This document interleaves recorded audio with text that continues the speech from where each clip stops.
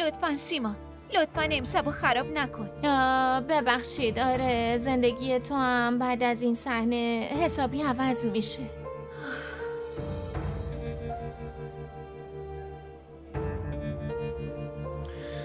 بس دیگه، بیا بریم. ولم کن مته.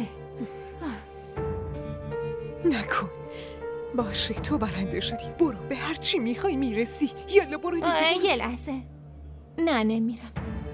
آیاز، میدونی همه گولت میزنن؟ یکیش مامانت.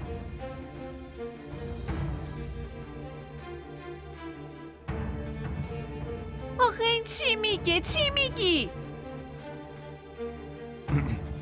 شیما جون، اصلا برامون مهم نیست چی میگی، فقط خودتو رسوا میکنی.